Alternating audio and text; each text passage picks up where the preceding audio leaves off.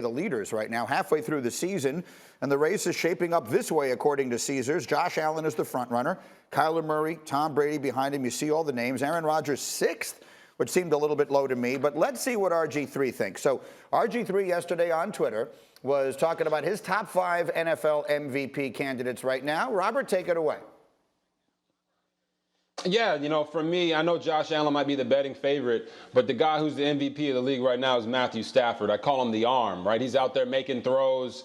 Dan Orlovsky calls them arm arrogance throws, but really it's just arm talent, right? And Dan doesn't know anything about that. So when we talk about who's in second, I think it's Cooper Kupp. He's doing it all. He's leading the league in touchdown passes and receiving yards, and he's a big cog in that offense. And then after that, you got Aaron, John Wick Rodgers out there slaying defenses. And then I believe the timeless Tom Brady, he feels like he's aging backwards, right? He's just out there continuing to do it at a high level. And then Kyler Mini Murray. I didn't have a better nickname for hhim, but, sometimes big things come in small packages. And he's out there balling, running around, looking like Minnie Mouse. And he's playing at a high level as well. The Cardinals, 7-1, just lost their first game. So I think the MVP race is wide open, and it's early in the year. So don't kill me for my picks. Look, this is my list, and I can pick who I want on my list, okay? Who's killing you? I love it, and I love the idea that we have at least one non-quarterback on the list, so that it's Cooper Kupp. Who saw that coming? Interested, Derrick Henry obviously now out for the season, and that otherwise his was a name that I'm sure would be bandied into this conversation a little. But that's Robert's list. Kyler Murray 5, Tom Brady 4, Aaron Rodgers 3, Cooper Kupp at number 2, and Matt Stafford number 1. So let me ask the rest of the crew.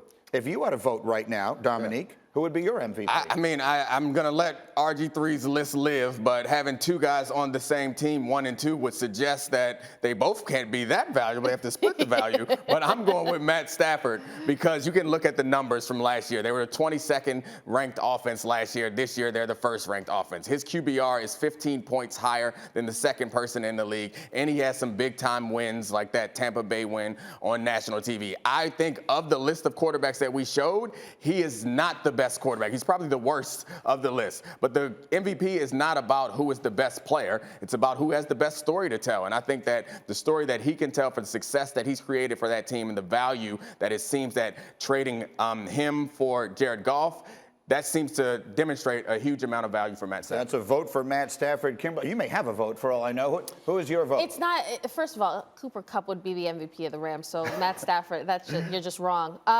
But one Saints loss and we're done with Tom Brady? We're just done? The Saints have his number?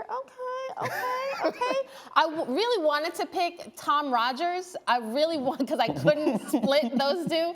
But I'm sticking with Tom Brady. As of now, he still leads the league in passing yards and touchdowns. I mean, you said it. You said it. You did say this category is about the narrative. Yeah. There is no better narrative in the NFL than Tom Brady, who's like 90 years old. Yeah. I'm sorry. And he's actually almost half that old. Kyler Murray. I just gave it away. Tim, who's your pick?